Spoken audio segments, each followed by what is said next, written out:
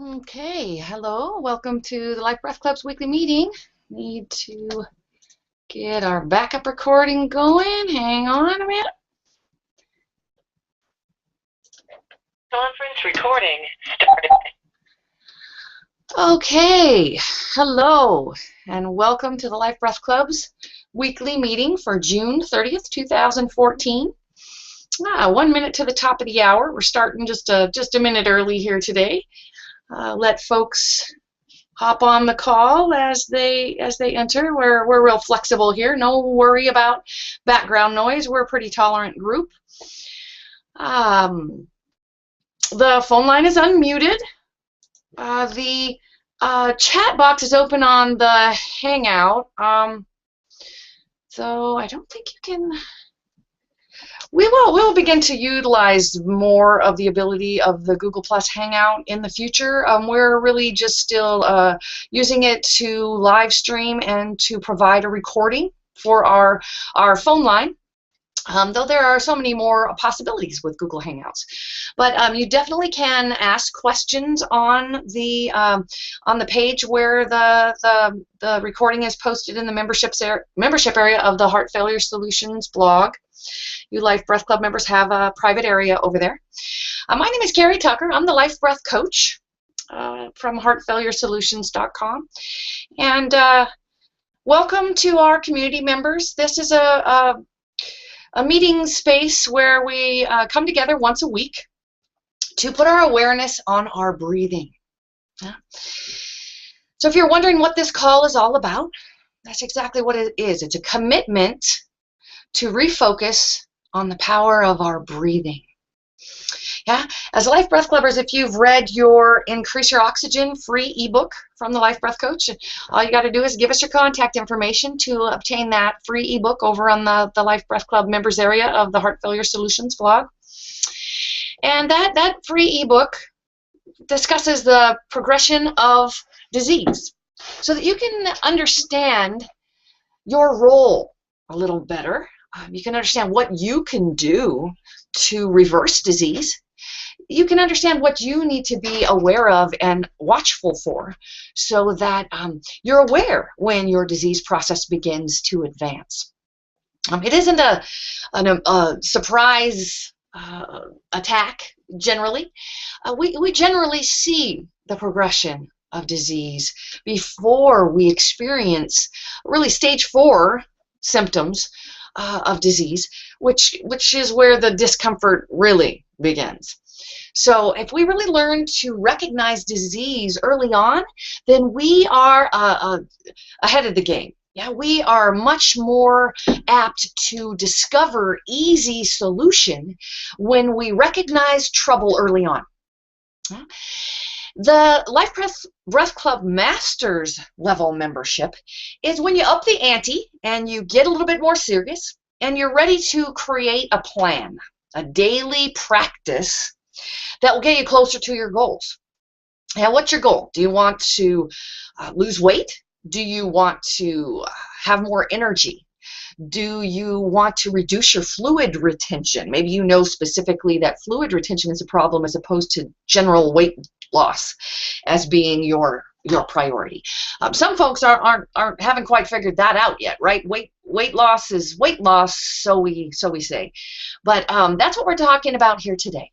Why is sudden weight gain dangerous? Why is sudden weight loss dangerous? We'll talk a little bit about what the scale can tell you, what that number means, and what the rapid change, the quick change in the number on the scale can mean to you. So what you want to, you may want to take some notes. Maybe you want to get out a paper and pencil here today and take a few notes, maybe post it on your refrigerator so that you remember if it isn't an issue for you now, moving forward in the future, or if a loved one begins to share with you complaints about what they see happening in their body, right? Generally, we think that we're going to know it if we're in trouble and we need to dial 911 or schedule an appointment with the doctor even, right? We think we'll know that, right? We won't be unaware of a health crisis. Yeah, we generally tend to assume that. But we would be dangerously incorrect in assuming that. So that's what today's theme is about, is sudden weight gain and getting your attention. Yeah, usually if we blow off weight gain, it's not apt to cause any action taking on our part. So just allowing weight gain or loss to get our attention. I think it's a great idea not to really rely on the scale unless you're living with heart failure. If you know you have heart failure, then you should weigh yourself every day, right? And we'll get into why that is in a little bit. But you need to be aware and actually watchful for a sudden weight gain. Now, generally speaking, if your clothes become tight-fitting, change the way they fit in any way, then you are alerted to the fact that your weight is changed, fluctuated in some way, without a scale, right? So if we really take into consideration that significant weight gain is going to be something we are aware of without a scale, right? And why do I bring that up? You know, because if we are really obsessed with the scale and making sure that we are losing weight, dropping weight on that scale, then we may be cheering for an effort that is detrimental. So in other words, we drop weight, but perhaps it's muscle weight because we haven't been active, or we're not eating quality calories, or perhaps fluid retention has become a bigger issue.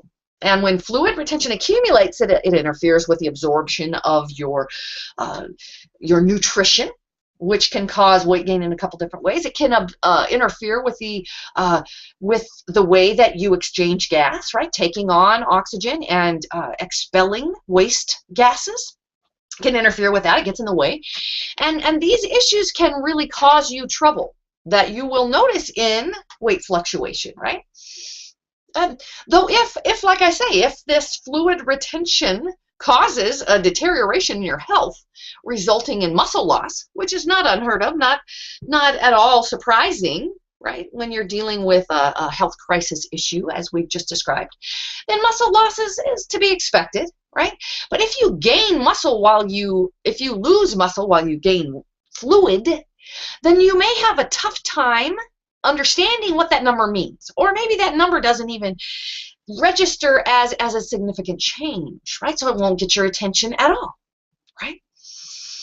So I want to caution you. You don't know if you're measuring muscle, bones, fluid, fat. Now, what are you weighing? And you don't want to lose muscle. You don't want to lose bone, right? And you won't lose fat if you need to lose fluid in a significant way. Why is that? Well, because fluid is making you very inefficient, and you burn fat when you become more efficient, and you give your body the work to do that will burn up stored fat. All right?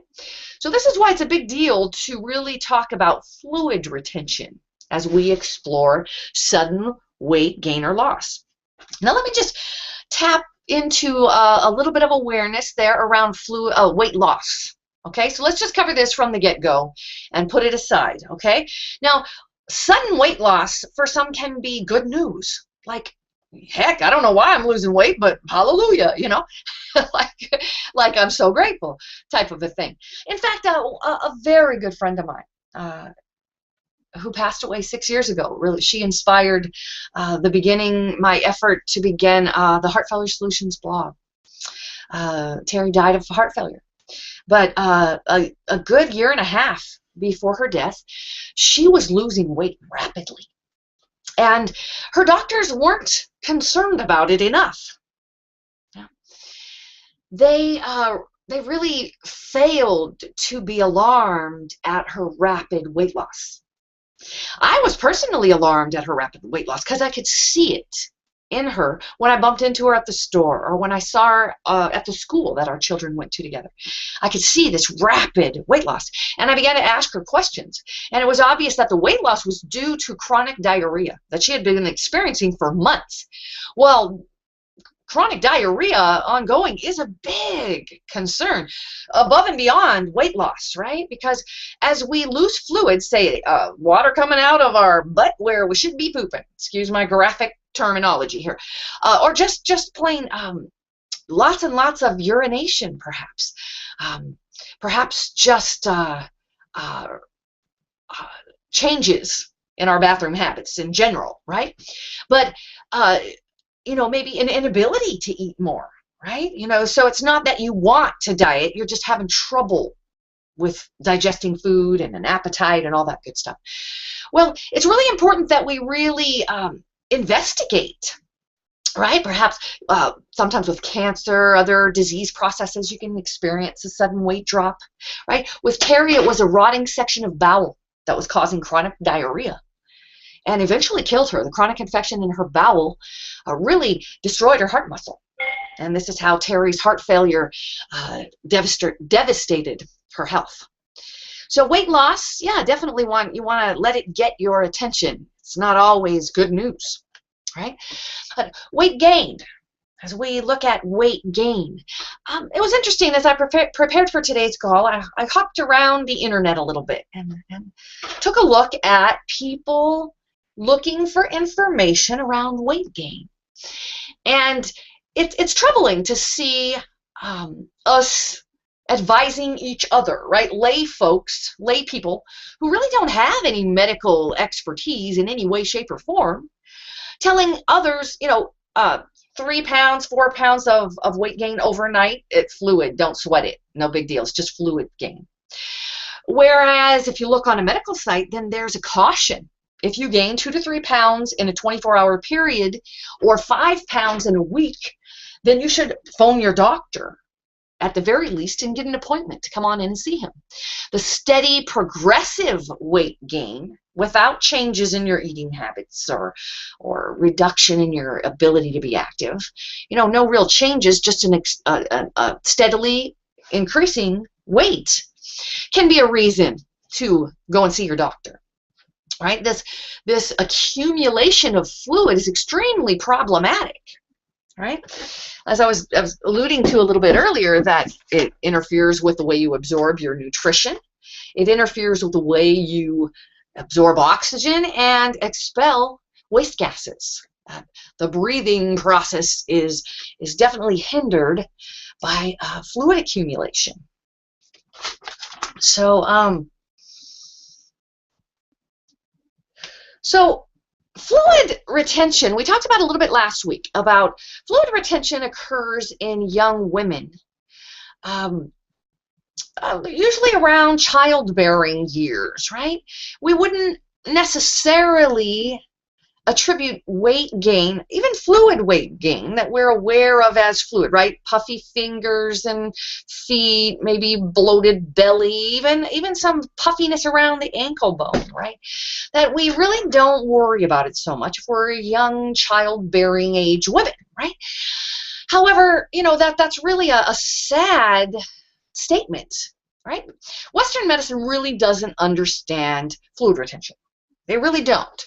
So they're not apt to worry too much about giving a relatively young woman quote-unquote water pills, right? Diuretics, yeah, this medically prescribed drug to cause your urination, right? Because your doctor's assuming that you're only using it like that time of the month and when you're real uncomfortable with your fluid retention, right? And they used to actually prescribe it much more commonly than they will today. I think that doctors have become much more aware that pulling fluid off your body is a harmful thing to do, right? We pull off electrolytes, we pull off good stuff along with harmful fluid, uncomfortable fluid retention, right? It's not just an easy fix to drug it. Right? So doctors are really starting to wake up to that.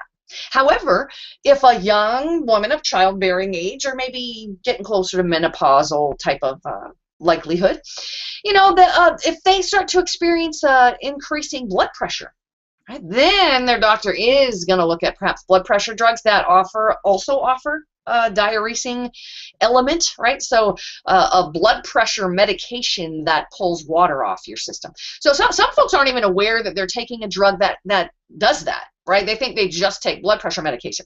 They're not aware that they're taking a quote-unquote water pill that is given in conjunction with their prescribed blood pressure medication. It's part of the pill, right? So sometimes we're not aware. Yeah. Sometimes there's caffeine in prescribed medications. And generally speaking, we don't really take into account the caffeinated things we ingest, be it beverage or fluid or food, like chocolates and so forth. We don't normally really think about that all that much. But especially if they're in prescribed medication, something we're taking on the clock, then we really need to take into consideration that diuresing, that harmful effect of pulling fluid off your system. Now, you're going, wait a minute here. I thought fluid retention was harmful. Weight gain, sudden weight gain of fluid retention is harmful. So how can losing fluid be bad, right? So if we're drugging, if we're forcing our body to let go of fluid, then we're causing ourselves harm because we're losing good stuff with the bad stuff. But our bodies want this optimal fluid balance, right? That only makes sense. If we're looking for wholeness and wellness, we look at the entire organism that is your body and seek wholeness and wellness. Then we trust our body to know how to achieve optimal fluid balance. Yeah, without fluid balance, we would die quickly. Right? So our bodies are limping along and doing a relatively decent job if we aren't rushing to the emergency room. Right? So if fluid retention is just something that's annoying and doesn't get much of your attention, well, it's all well and good at this point, and it's time to discover solution. Unfortunately, we tend to ignore it until we're in trouble. In fact, your doctor wants to ignore your fluid retention until you're in trouble. Right? In trouble, increasing blood pressure, really big trouble, decreasing oxygen level, right? So your doctor seems to be preoccupied with your ankles once you begin to retain fluid, right? They want to squeeze your ankle bone there. Why do they do that? They're looking for pitting edema. They're looking at that edema in your ankles, right? Depending on left and right-sided heart failure, I'm really not going to get into that. You don't need to confuse yourself or get too specific around what is heart failure exactly, what are the various types of heart failure, right? Don't worry about it. Let's just talk fluid retention. And where heart failure is concerned, fluid retention is your most important awareness, right? Right up there with shortness of breath, right?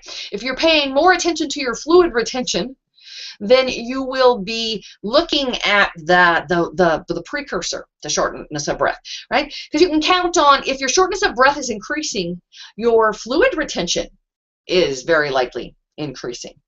If you're dealing with heart failure, that's the no-brainer. If you're dealing with what your doctor calls quote-unquote asthma, then fluid retention is still a really big issue. Remember that heart failure is often misdiagnosed for years and years as asthma.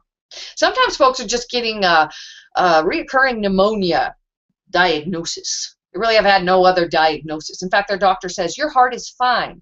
Yeah, hear that a lot. No, my doctor says my heart is fine, quote unquote, right? While they are experiencing pneumonia every couple, 3-4 months, right? A couple times a year even. Once a year, every year, bad pneumonia, right? This is really early on dis-ease. Right? And once we get past that with some antibiotic therapy and taking it easy for a bit, then we think we're all good, right? But until the next time we have another reoccurrence of infection, right? And we don't generally even think about that. Sick again doesn't tell us reoccurrence of infection necessarily, right? Especially if it's in a different part of your body. That's why it's a good idea to remember that you are well or you are sick as a whole. As a matter of fact, the symptom getting your attention may not be your highest priority. In fact, you may be completely unaware of the highest priority that needs your attention when it comes to your health. That's why sudden weight change is a big red flag. Right? We might be bummed out about it and feel like we need to diet more, but not necessarily alarmed and concerned about a sudden weight gain. As a matter of fact, if we Google it, we might find folks that say, no worries, it's just fluid, it's not a fat gain, it's nothing for you to worry about. Definitely you aren't gaining 3 pounds of fat overnight. Yeah, that's a no-brainer right there. But gaining 3 pounds overnight is something to worry about, right?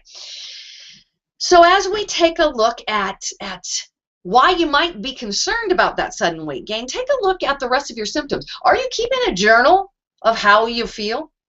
Yeah. A lot of times we tend to ignore symptoms that are slowly progressing. Like, are you fatigued?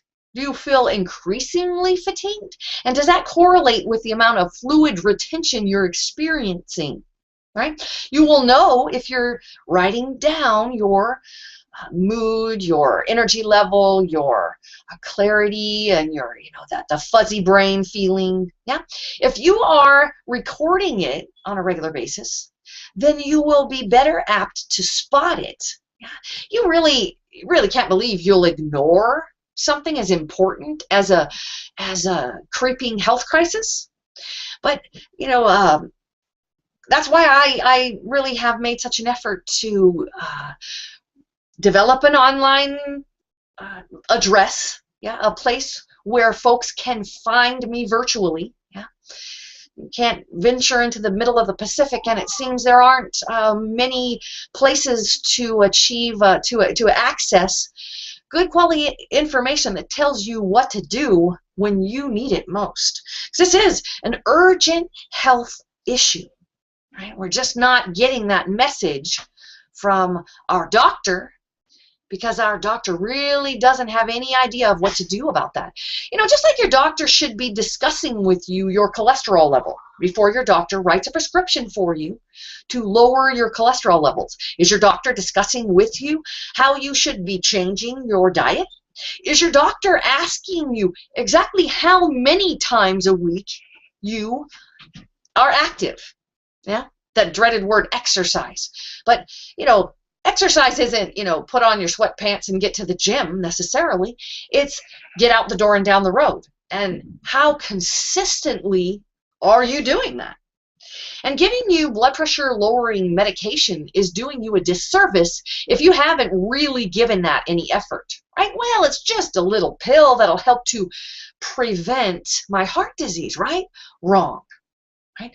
Dr. Julian Whitaker claims that statins, blood cholesterol lowering medications, contribute to the epidemic, arguably are the cause of this rapidly increasing incidence of heart failure we're seeing in a global level in the world today.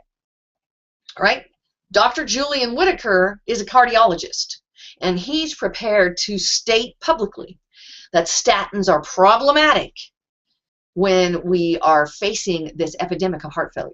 So before you casually swallow that cholesterol-lowering medications from your doctor, maybe you should think twice. I have so many of my clients that are very fearful to stop taking that medication. And I'm certainly not one to take over the wheel and decide for them that blood cholesterol medications are something they should decide against, right? We really in the Life Breath Club really honor that you are in the driver's seat. You are making your decisions, and until you have conviction, you should not make your decision, right? Don't do it because your doctor said it. Don't do it because a Life Breath coach or a Life Breath Club member said it. For God's sakes, don't Google it and trust another Googler because they said it, right? Do your homework. In this information age that we're living in, there really is no excuse for ignorance, right? Check out sources. Yeah, don't trust one. Check multiple sources. When things don't add up, keep looking. When things begin to resonate, check that out a little better. Sometimes things begin to, as I like to say, resonate. Yeah, that sounds right. Simply because it's what we want to hear, right? As the Life Breath coach, I frequently hear, my doctor says my heart is fine. And clients listen to that, take comfort in that, because that's what they want to hear. Clients also say, my doctor said I should use oxygen, supplemental oxygen, that hose in the nose, 24 hours a day. And that's completely unreasonable. Well, your doctor's saying what you don't want to hear, but that's your doctor's simply giving you advice to use it, an extremely powerful tool to address your health crisis and buy you time to search for solution to reverse your disease process to a level that perhaps you won't need 24 hours of supplemental oxygen, or so that you can maintain your quality of life if it does require 24 hours of supplemental oxygen use. You know, sometimes we want to throw a big temper tantrum. We don't want to accept what is. But until you do, you can't reverse disease process. You can't create change. Right? You're going to continue doing what you've been doing. You will continue getting what you've been getting. Right? So as I really take a look around sudden onset of, sudden weight gain, we're talking fluid weight gain. That's the biggest takeaway for you to really embrace from today's call. And why is that important around breath awareness? If we've met today to spend 60 minutes focused on breath awareness, what does sudden fluid weight gain have to do with that? Everything, right? So a sudden weight gain is fluid, and fluid weight gain, rapid and significant fluid weight gain, is going to make you short of breath because it gets in the way of the gas exchange that happens with your breathing. Okay, so that's the given. That's why we're here talking about it on the Life Breath Club call today. 2 to 3 pounds of weight gain in a 24-hour period, 5 pounds of weight gain in a week. Sudden changes in your urinary or bathroom habits. A progressive weakness. You're like, oh my goodness, I'm tired. Don't chalk it up as I'm just getting old. Take note of it, literally, in your journal, right? Rapid heart rate, right? Oh, my heart is racing. Write it down, right? You may forget it, especially if you're living with low oxygen levels, right? How do you know if you're living with low oxygen levels? Won't you know that? Not necessarily, right? Oximeters, which is a device that measures your peripheral, the blood oxygen level of your finger, right? Not in your center, not at your heart level, right? So when your disease process gets much worse, then your heart will get stingy. Your cardiovascular system, let's put it that way, will get stingy with your extremities, your arms and legs. And so a cheap finger oximeter, an oxygen monitor that slips on your finger, will not be as accurate as it needs to be when you are in significant health crisis. So if you've got a simple oxygen monitor and it won't give you a reading, maybe you should head to the local emergency room, at least get an appointment with your doctor. Yeah, but if you'd like to monitor your blood oxygen levels at home so that you can become aware if they drop, yeah, or hallelujah, you become aware that they're consistently higher. Yeah, write that down in your journal too. That's a celebration. Do a happy dance after you write it down, right? But if you'd like to keep an eye on your blood oxygen levels at home, and I encourage you to do so, empower yourself in that way so that you can keep an eye out for trouble and you can keep an eye out for reasons to celebrate, right? You can get one pretty darn cheap at Amazon.com these days. You'll find a redirect link I've set up for you, Heart Failure Solutions, right, plural.com, heart.com, Heart Failure Solutions /oximeter, OXIMETER. You can get one for around 20 bucks. Slides on your finger and the reading's right there on the probe that's on your finger, and it'll tell you the percentage of saturation of oxygen in your blood. So how much oxygen your blood's carrying in a ratio of how much it possibly can carry, right? So that's a percentage number there. Below 92%, even if it's only 91, is extremely significant because we're doing okay till we dip below an oxygen pressure level within our blood. It's about pressure. It's not about numbers, percentages, or anything else. It's the gas law. Yeah. So gas laws are universal, and we don't we're not an exception to the rule ever. Right? That if our blood oxygen saturation falls below 92%, then the pressure of oxygen in our blood is too low and we can't get what we need. Right? It can't cross the hemoglobin and and penetrate the wall of the red blood cell, right? That's our ride. That's how oxygen gains a ride to our cells and our tissues, our organs, and our organ systems. How oxygen gets where it needs to go in our bodies.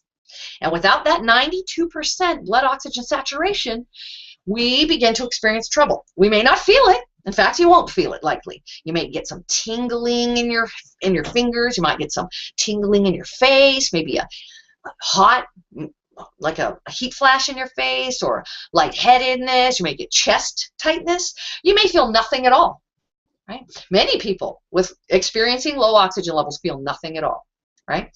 So that oximeter can be really useful for you. Now, you're saying, wait a minute, when I get short of breath, isn't that low oxygen levels? No.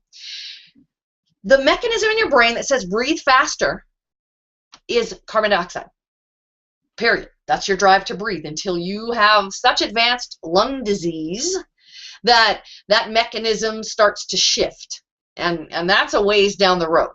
So if you are not living with a significant lung disease, then take for granted that oxygen is not your drive to breathe. Carbon dioxide is. Very important to remember that. Okay, so rapid heart rate, a racing heart rate might be something you could ignore. It might be a reason to go see the doctor.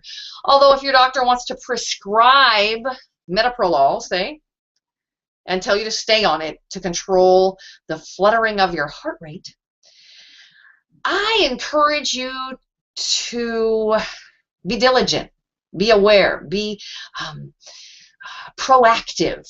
Yeah, metoprolol and other prescription drugs designed to suppress your symptoms are not a solution. They're a band-aid to mask the symptom, and that's not necessarily a positive thing, right? So I encourage you. Sometimes going to the doctor is in order, and sometimes what you find there isn't exactly the solution. So don't go to your doctor expecting your doctor to know and offer solution. Yeah, you're in the driver's seat. You are your primary care physician. You have to be, because your healthcare providers are simply consultants. They're giving you their best educated opinion, and it behooves you to collect many, right? Because if you're not a doctor with an awesome opinion, and even if you are, perhaps your educated opinion misses the mark. Hey, you're only human, and so is your doctor. Right? So the more educated opinions you collect, the more likely you are to arrive at solution. Right? You gotta weed out the source of the problem in order to scare up your solution, don't you? And if your educated opinion that you're taking as fact misses the mark where source is concerned, then the advice is useless, right? So I don't want to be negative as we look at the help your doctor offers, but I want you to empower yourself as you navigate and assess the advice you're being given. Trust yourself, right? Another reason to be concerned is heavy, tight, or painful chest. Any discomfort in your chest, right? Keeping in mind that as soon as you say chest pain, chest tightness, chest discomfort, anything in the word chest, then you will up the ante in the care that's being given to you. They may want to scope your heart, go in there and take a look. Yeah, and they make it sound like it's no big deal and it's not a problem. It's harmless. But, you know, be aware that if they want to put a scope into your heart, it's invasive. Can cause tiny little abrasions as they slide that scope through the vessels of your very sensitive organ there. And it's not harmless, right? Life Breath Club member Anita has shared with us, she is the Life Breath Club member you may have heard about that lost 20 pounds in a month by simply attending to her daily oxygen requirements. She used it when she was active. She took a break from it and gave her nose a break when she sat, not at any other time. She was diligent about using her sleep apnea equipment at night to protect against low oxygen levels at night.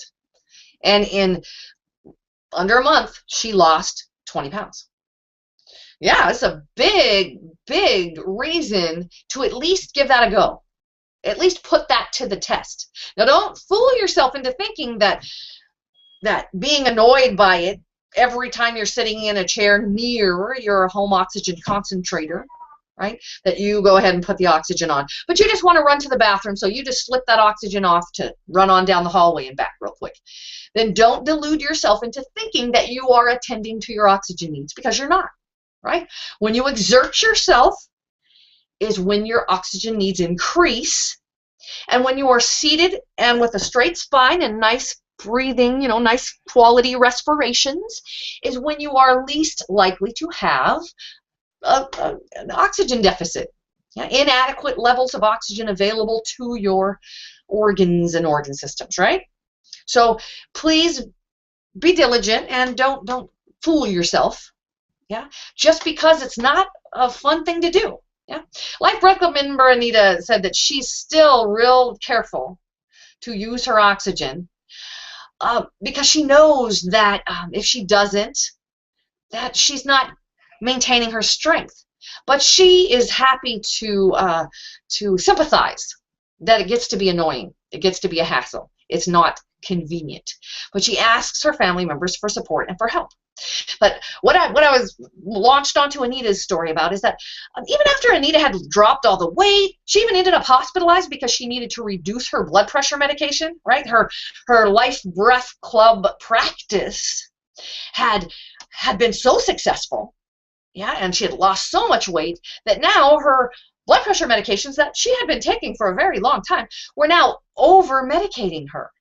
And she ended up in the hospital, going to the emergency room for help, right, before they discovered the problem and reduced her blood pressure medication, right? And Anita was back home and doing well and started to experience discomfort in her chest. She kept arguing with him, saying, no, it's not chest pain. It just concerns me. But her cardiology team was adamant that she needed to stay in the hospital to have a exploratory procedure done to prevent her a possible life-threatening issue.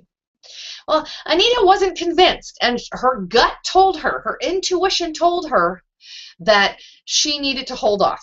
Yeah, they wanted to give her steroids to help her tolerate the procedure, and she knew that steroids were problematic for her. She had experienced difficulty in the past. Corticosteroids are not harmless either, right? We really have talked a lot about the issues around steroids, and we'll do another call in the future around it. If you're curious, go to the heartfailuresolutions.com blog and search steroids. I'm sure I've thrown up a couple blog posts over there. I promise to get back to posting. Our traffic continues to climb, though indexing doesn't seem to be bringing so much traffic. I've stopped sharing with you folks on a regular basis over there just because the bandwidth charges really become excessive. Right now, to join the Life Breath Club the Life Breath Club is free. To become a master's level member and gain access to coaching, one-on-one coaching, private coaching from the Life Breath coach is only $77 one time. The members area will start to offer you awesome resources as soon as we can really work out the technology glitches and get that information to you folks in a way that doesn't grow resources, eating up our resources. We've got to stay sustainable. If you're a master's member and you'd like to contribute, you should find the contribution link there on the Heart Failure Solutions blog. If you're having trouble contributing, reply to any email and let me know. It's been a while since we've had someone contribute to the Life Breath Club, and we used to have a regular contributors. Perhaps I should troubleshoot that. But do let me know if you have any trouble making a contribution. Just joining our master's level member will give you access to the master's level curriculum, which is your Sacred Breathing Handbook. It'll really help you to understand how you create a biochemical shift in a moment by utilizing your breathing to create that shift in your pH and your biochemistry that can prevent a stroke, can prevent a heart attack, can prevent acute heart failure. Right? You can really save your life by attending to your breath awareness. Go ahead and call 911. Better safe than sorry. But Life Breath Club members know that their breathing is powerful enough to shift a health crisis and bring them back to a place of safety. So a one-time $77 charge can give you that valuable information while you contribute to the Life Breath Club and HeartFailureSolutions.com and empower us to keep spreading the word that it's unnecessary to die of heart disease, even though that's killing us more than everything else combined. Still today, yeah, the American Heart Association likes to boast that we're defeating heart disease, and that is a misleading claim. Right? Heart attacks may be less fatal than they used to be, but we are still dying of stroke and aneurysm and heart failure and heart arrest, cardiac arrest, all of that. Heart disease is still overwhelmingly killing us more than everything else combined. So when we really take that into consideration, usually bringing this up makes folks angry. They feel angry. I'm doing what I can to fight heart disease. I'm trying to lose weight. I try to exercise. And they feel angry. And that's really not empowering because, really taking into consideration, why do you retain fluid? Emotional upset can be incredibly contributing to fluid retention. Yeah? Get really upset and shed a lot of tears and check out how puffy you get as a result, right? Fluid retention is definitely tied up with emotional trauma, right? So we don't want to feed our fear around heart disease. That's what Life Breath Club's all about, yeah? By attending to your breathing to the point that you shift your carbon dioxide level to a much healthier normal, right? You don't have that rapid, shallow breathing so much because you are becoming attentive. And you close your mouth, you breathe through your nose, yeah, you slow down if you need to allow for this slower exchange of gas, right? We lose carbon dioxide quickly, and it takes longer to take on oxygen. So slowing our respirations benefits us in many ways. Yeah? It feels like air hunger. We feel like we need to breathe faster. And in attending to that feeling, allowing that discomfort, yeah, close your mouth, straighten your spine, allow for as much diaphragmatic excursion, as much movement in that diaphragm muscle as possible. Allow it to rise, allow it to fall. Yeah? Relax. Do that head bob. Yeah? Nodding your head can increase the circulation to your brainstem and help to nurture a slowed exhale. That really can save your life in a moment, but as well can really begin to shift your normal to a more constant, healthy normal, right? Tapping, controlling our releasing our emotions, that emotional freedom technique that we talk about frequently here on the Life Breath Club call. That can release troubling emotions and allow you to relax and shift into a more healing nervous system response. All stuff we talk about frequently here on the Life Breath Club call. I hope you'll join us every week. If some of these things I'm just throwing out there in passing are not familiar to you, please know that we talk about and revisit these topics frequently on the Life Breath Club call. So join us each week. Send us your questions. Ask us to elaborate wherever questions come up for you. The lines are unmuted. I'll check for comments before the end of the call. We're going to be here on the last quarter of our hour soon. So let me jump to addressing fluid retention and sudden weight gain. Right? So we know that just heading to the doctor to address a sudden onset of fluid retention can be life-saving, yeah, because acute heart failure presents itself in that way, and immediate medical attention can help to save your life. If they give you a peace pipe and have you breathe to address your wheezing, please draw their attention to your continuing shortness of breath. Yeah. Ask them about CPAP if you must. Yeah. Oftentimes, even in an emergency room setting, nurses and doctors especially are not aware that fluid is the problem. They're still treating your wheeze. Hopefully your respiratory therapist on duty is more attentive and understands that positive pressure to push fluid back across and out of your lungs is how to save your life in that situation. That's terrible that you've got to educate yourself, but sometimes that's what it comes down to, right? So often as a respiratory therapist, I have argued this exact, argument in an emergency room setting with educated healthcare personnel. Okay, so just so you know, right, that this is why heart failure sometimes isn't recognized even by experienced healthcare providers. Okay, so just be aware of that. That was the biggest issue I really wanted to drive home today. But so why do you retain fluid if you aren't in acute heart failure, right? Because that all by itself, when your heart becomes progressively weak and you've really, the proverbial shit has hit the fan, excuse my language, then this imminent failing heart is immediately life-threatening. Here's some background noise. If you want to, please don't worry about your background noise. I am totally tolerant of that. If you want to speak up and ask a question or contribute to the conversation, definitely please do. We're going to go into what causes you to retain fluid and what you can do about it here, past addressing the urgent heart crisis, acute heart failure issue. That means sudden onset of heart failure. Okay, that's the biggest issue that we're addressing here today. Okay, so questions around that? Let me hop out there and look for questions before I get into causes of fluid retention and what you can do about it. And wrap up our call today. I definitely want to take in questions and answer them before we get into more learning and action steps. Alrighty, not seeing questions. I'll even check the inbox. You can ask questions by replying to any message from heartfailuresolutions.com too.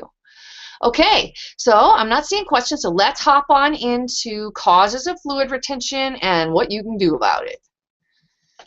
That's always good stuff. Okay, so what causes you to retain fluid? So not taking in adequate nutrition.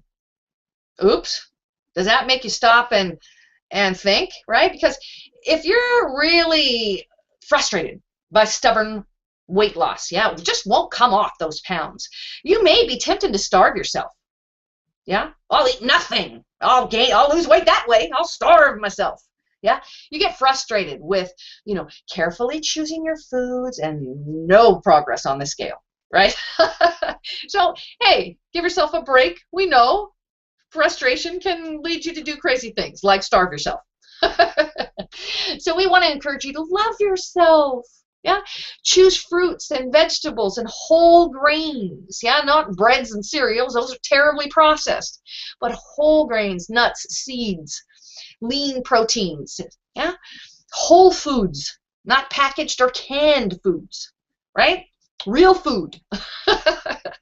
Better nutrition. Right? That's cause lack of calories, lack of vitamins, minerals, lack of protein, right? Action step, better nutrition. Let me hop over. The Heart Failure Solutions blog and the Life Breath Club definitely is stepping up and making recommendations around nutrition. I really never have. Over all these 6 years I've said, nutritional supplementation is awesome. We're really depleting this planet. And, whole foods from the ground are the best choice.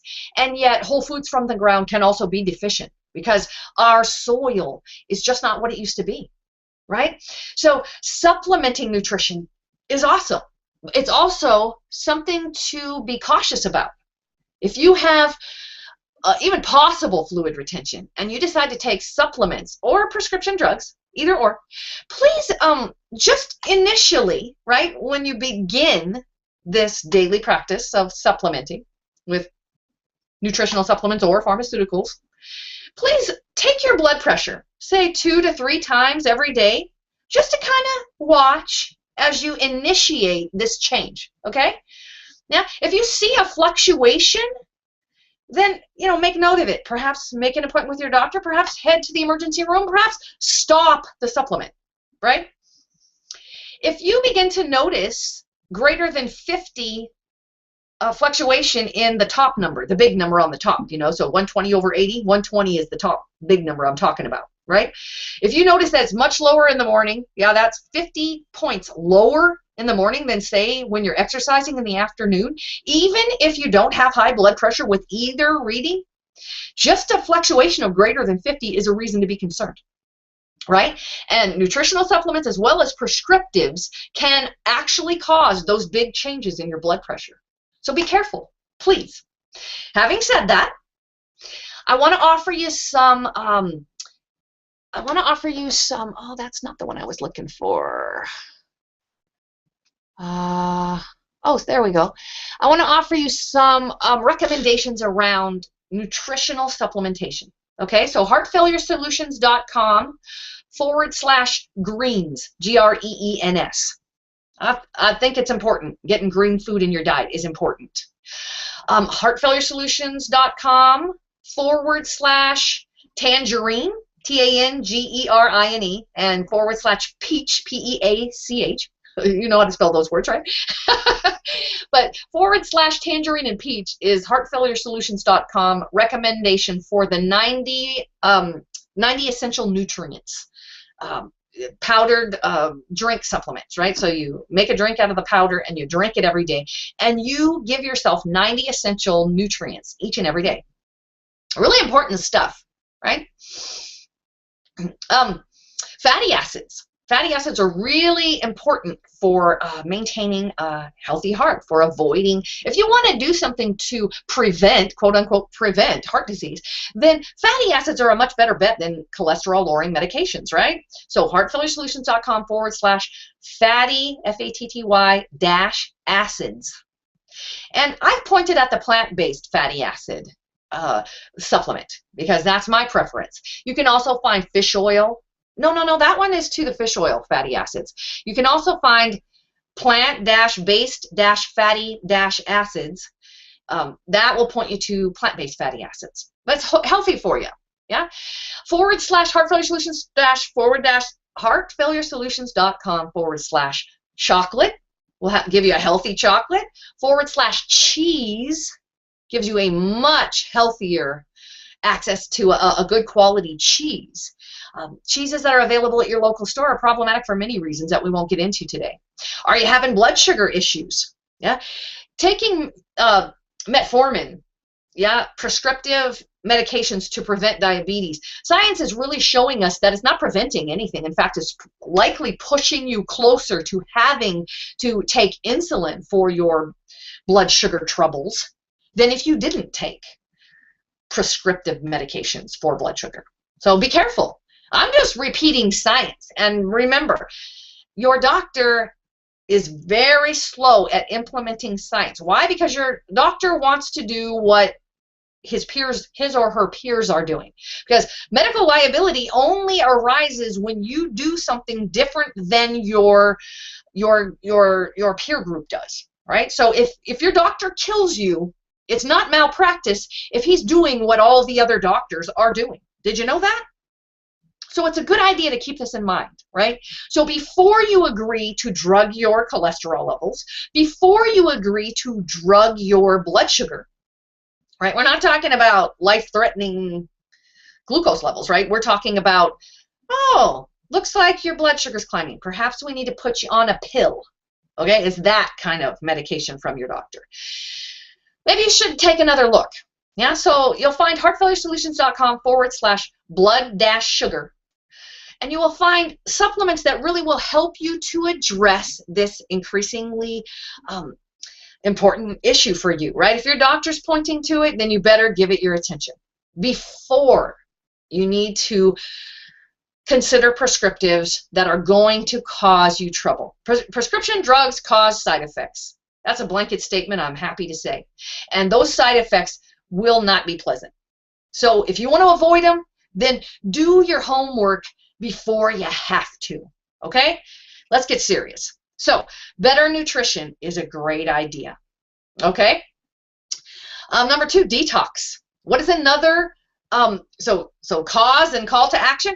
So one of the other cause of fluid retention is if you are accumulating toxicity, exposed to a toxic element, your body will accumulate fluid to dilute the irritating toxic load, right?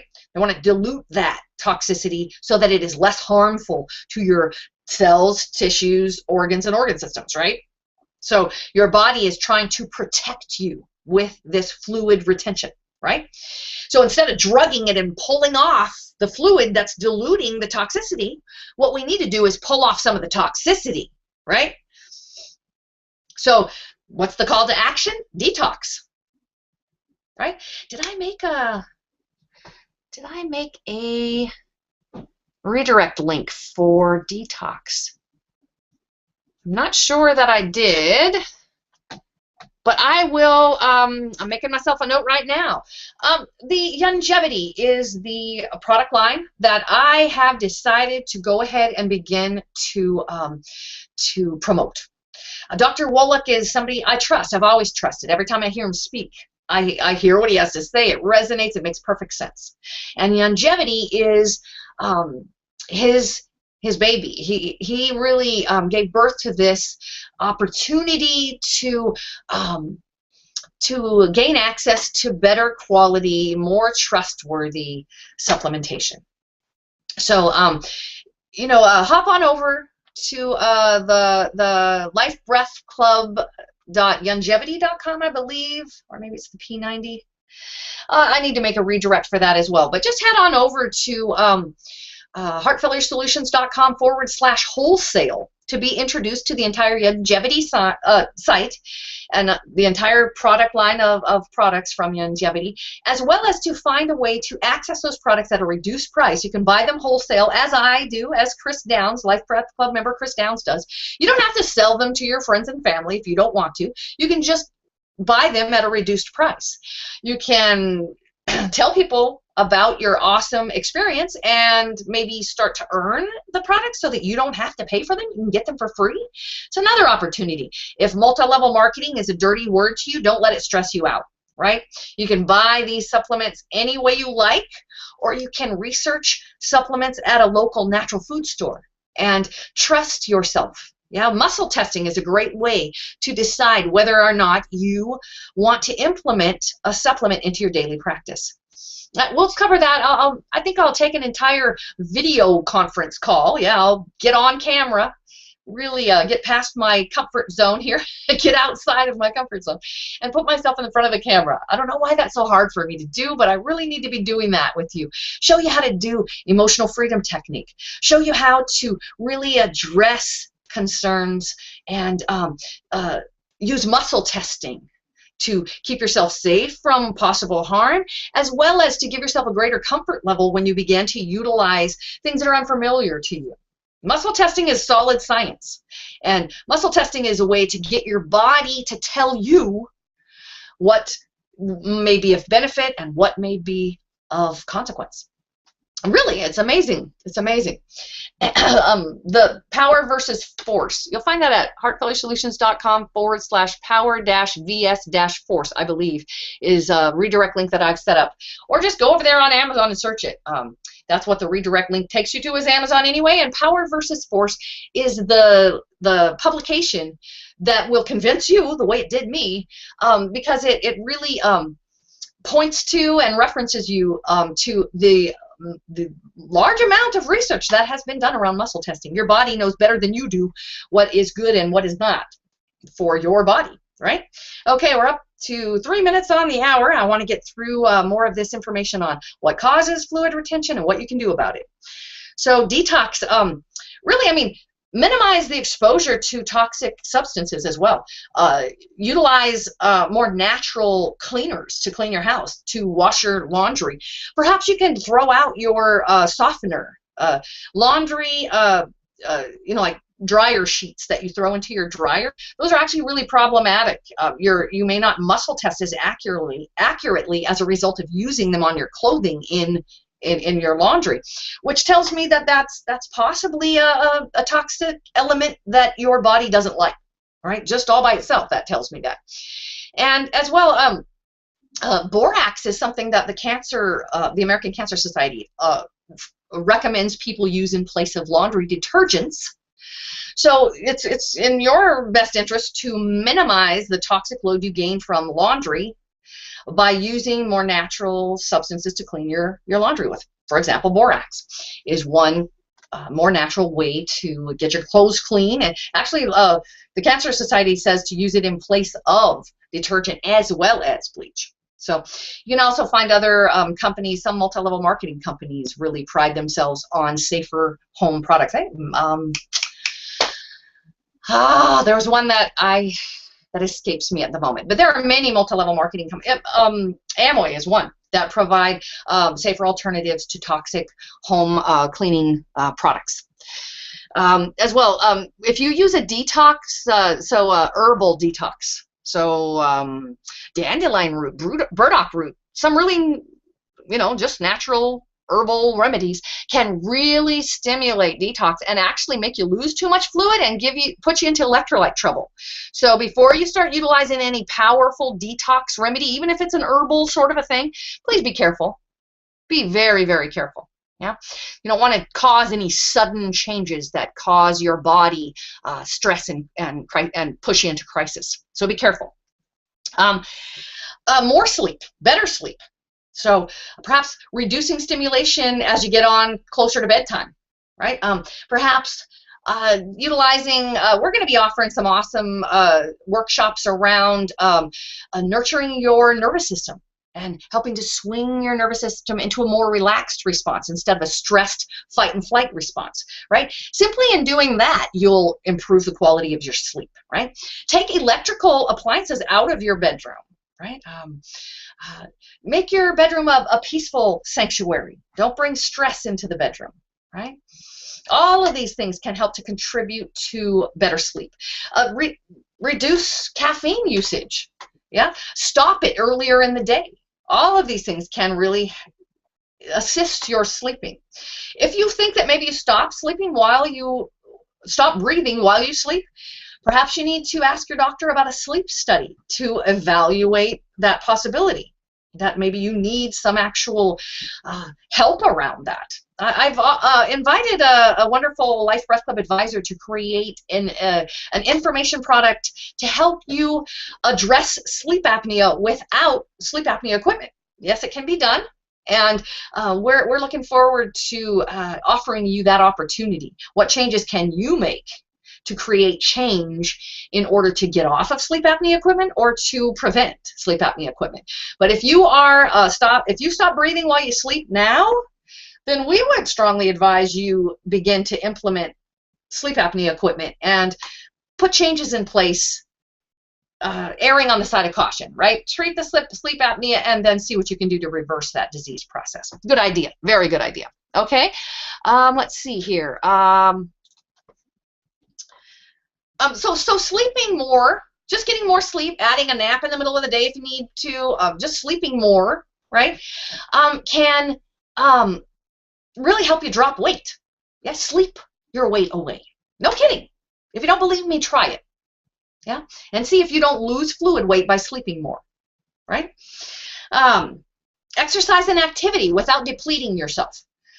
Now, some folks exercise too much, right? And they really actually deplete their body and deplete their nutrition even.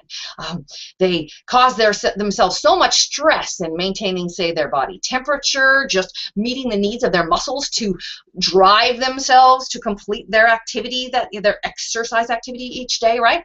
So if you don't really remain attentive to what's going on with your body, right? Respond to fatigue with increased rest, right?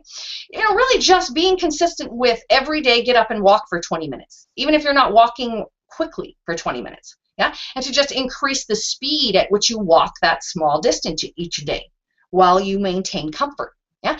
Use your oximeter probe to make sure that you stay really well oxygenated, like really well, like 96, 97, up there, right? And if you don't, utilize supplemental oxygen. Yeah, even bump up the supplemental oxygen you're already using if your oxygen level is dipping low with that activity, right? Because low oxygen level during activity will mean that activity hurts you instead of helps you. So good idea to make sure your activity is healthy activity. If you need some source of supplemental oxygen, you can find that at heartfailuresolutions.com/oxygen, I believe. You can buy it with and without a prescription. Yeah. So don't think you're dependent on your doctor in order to get your hands on a supplemental source of oxygen. Okay. Number 5, stay hydrated. Sometimes when we retain fluid, we think we should not drink fluid because we are retaining it. But the opposite is true, in fact.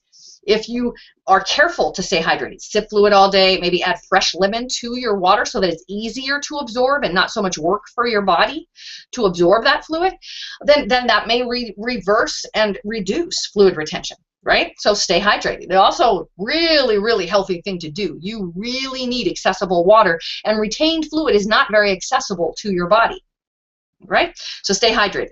Number 6, attend to low oxygen levels, right? If you're experiencing low oxygen levels at all, at any time, typically people experience low oxygen levels before it's identified, right? So look for your oxygen level. Look for them. Don't expect to feel them. Look for them. Most likely times when you wake up in the middle of the night, 3 a.m., whether or not you're gasping for breath, check your oxygen levels at 3 a.m. When you climb a flight of stairs, check your oxygen levels. When you do much activity, especially that involves bending over, check your oxygen levels. If you feel dizzy, if you have increased fluid retention, if you have cold and flu symptoms, check your oxygen levels. When you witness any oxygen levels that are 92, even in that general area, then expect that you probably have issues from time to time.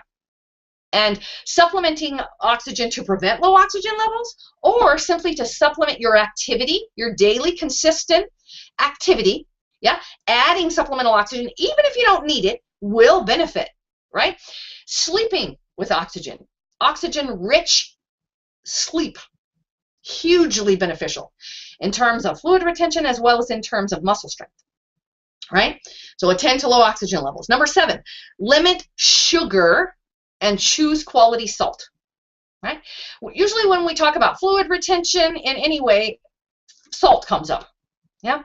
One of my pet peeves in that we have villainized salt, but we don't talk about sugar when it comes to fluid retention. That's nuts, because sugar is just as big a culprit as is salt.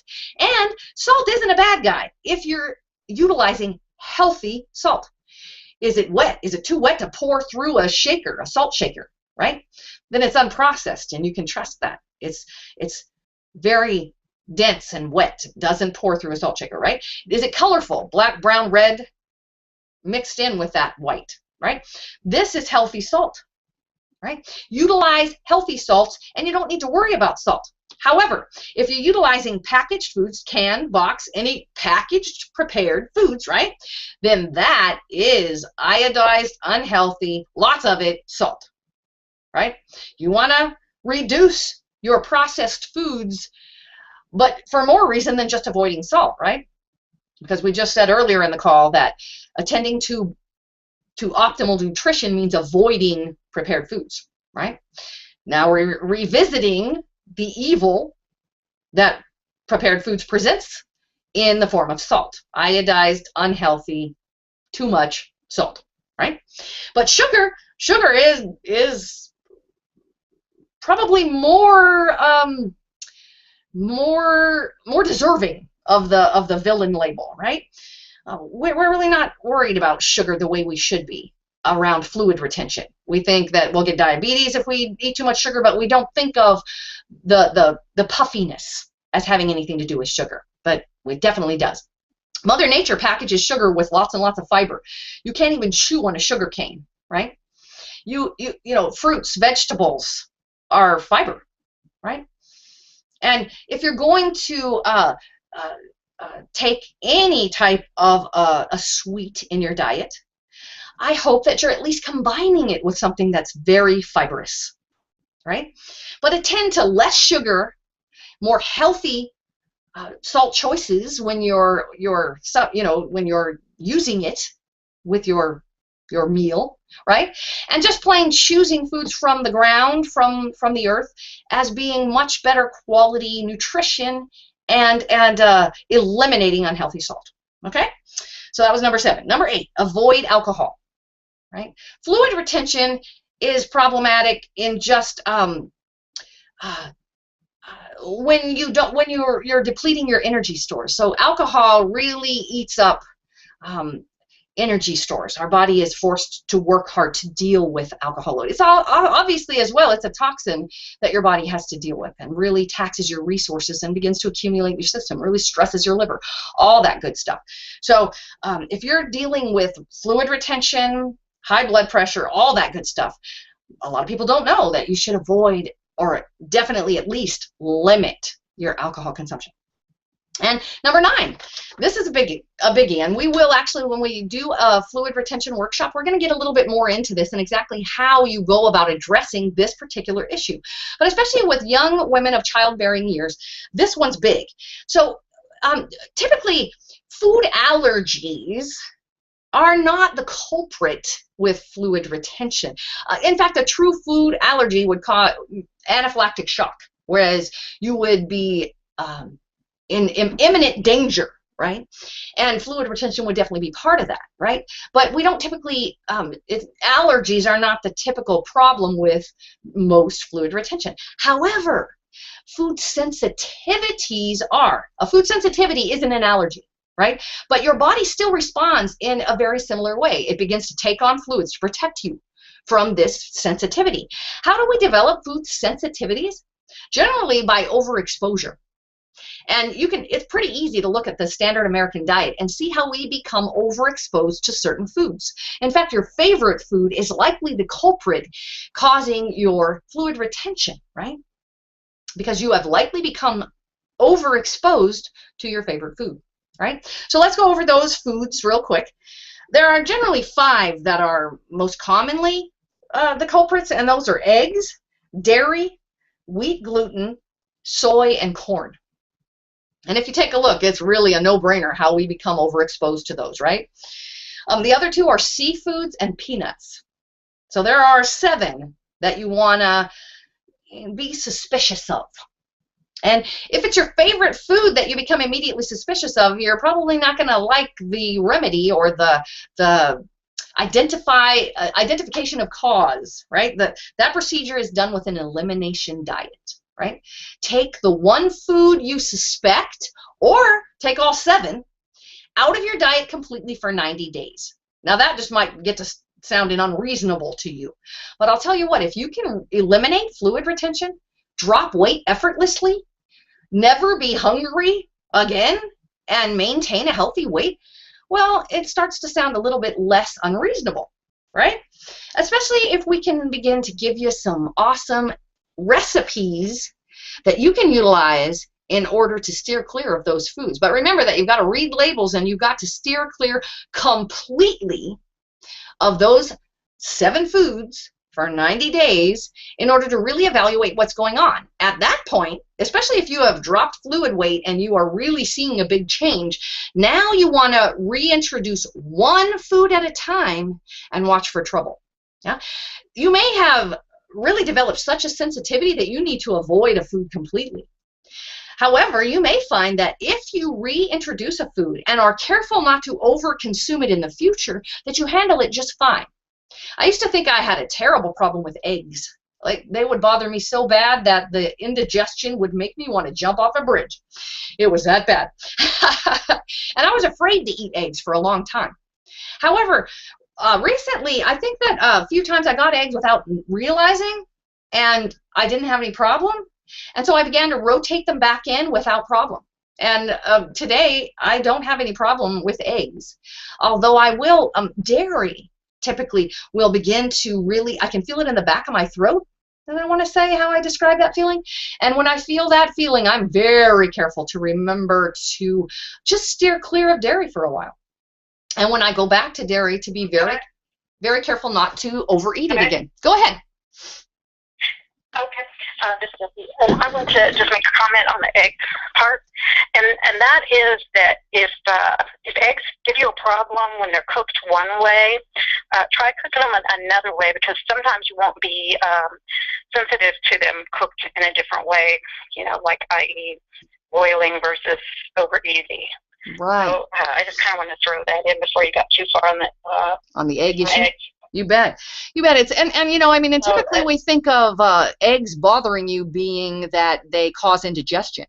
Whereas if we can really, I mean, that is a good sign that, yeah, there's a problem there. But like Jesse says, if you switch it up and cook them another way and you don't experience indigestion, that's helpful. However, you know, if you really take into account that fluid retention may be something that you are less aware of, that's happening along with that digestive difficulty. So become more aware of that. Journal it. Right? Especially if you are suspecting food sensitivities are problematic, then make sure your journaling includes what you ate and what you experienced. Because remember that food sensitivities are not going to show up immediately after you consume something. It may seem completely unrelated, when in fact it isn't unrelated. And 90 days of abstaining will cause a huge change. So remember that the observation around food sensitivities, it takes time. So don't be impatient, and be really careful that you're careful to get all of that food out of your diet. You know, eggs may be in lots of different things that you think, oh, it's just a tiny amount, it won't be a big deal. But if eggs truly are the thing causing you sensitivity, then even a small amount in a recipe will be enough that you won't actually achieve what you're aiming for with this 90-day of elimination. Okay, so make sure you keep that in mind. Wheat gluten is particularly problematic. Many folks have such a problem with it that it's undiagnosed and causes significant issues until health is completely lost, whereas it's that initial problem of the gluten sensitivity to begin with. So really be careful with this one, and I know this one is hard. Nobody really wants to 90 days eliminate all bread, all wheat, all pot, you know, all that good stuff. But if that's your trouble, you'll be glad you did.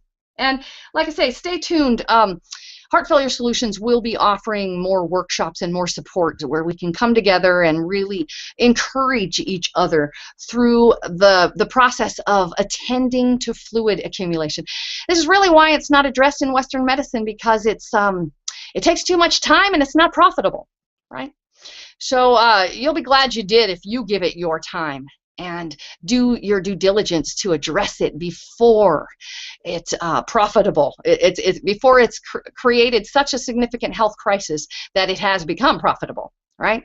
So not to be pessimistic, but to empower you that simple issues can create huge change. So we've gone 16 minutes past the top of our hour already. Take a nice, slow, deep breath. Yeah, get in tune with where you are today and how you're feeling today. Take into consideration some of the things that you've learned here in our Life Breath Club hour today, and make a real commitment to a SMART goal for the week. What can you do this week that's specific, measurable, say something you're going to do every day for a period of time, or one food you're going to be diligent about eliminating, or all 7? You know, what are you going to do for the next 7 days in hopes of addressing more energy, more well-being, more happiness in your life, right? That's what Life Breath Club is all about. It's not just about suffering less. It's about living more. It's about enjoying life more. So take a look at what you can do this week to create more life breath. Yeah. Can you eat better? Can you add a supplement? Can you sip water? Can you get out the door and down the road? Yeah. If you can make multiple SMART goals and you think it's realistic, then do so. But if you are really resistant, then remember how we shared how Anita was sad to start to utilize supplemental oxygen. She was downright sad the day she decided to do it. If that's where you're at, then don't ask any more of yourself. Make one little tiny change this week and see what happens in 7 days. I'll bet if you improve your health, you'll feel more empowered to make an even bigger SMART goal next week. So I hope that you join us each week, and if you can't make it live, then utilize the recording. I'm going to begin to go back into the membership areas. You'll notice that those calls are very accessible right now. There is no coding to hide them from you so that you've got to log in to view them. So if you can find the page, you can access the recording. But as that begins to change, you'll need to ask for help if you can't access the protected area on the Life Breath Club's membership platform over there on the heartfailuresolutions.com blog. So please ask for help. Don't stay locked out, and if you've got questions, please reply. Masters members who have joined at the Masters level, remember it's only a $77 one-time charge at heartfailuresolutions.com/sacred-breath. You can access that elevated membership level there and gain one-on-one private coaching with the Life Breath coach. If you haven't replied to a message from heartfailuresolutions.com and scheduled your private time with a Life Breath coach, please do that. Right? Don't cheat yourself out of that private time to develop a plan that's specific for you. Yeah, daily practice that's created specifically with you in mind will be powerful in ways you can't fathom. So please do that for yourself. Okay, and until we meet again next week, be kind to yourselves and everyone you meet. It'll improve the quality of your life and theirs as well. Aloha nui, everyone. Conference recording stopped. Yeah. Live streaming in the members area still. Thanks for joining us, and I hope you can join us again next week, whether it's live or whether you access the recordings. You are a Life Breath Club member, full-fledged, and we appreciate you. Aloha nui.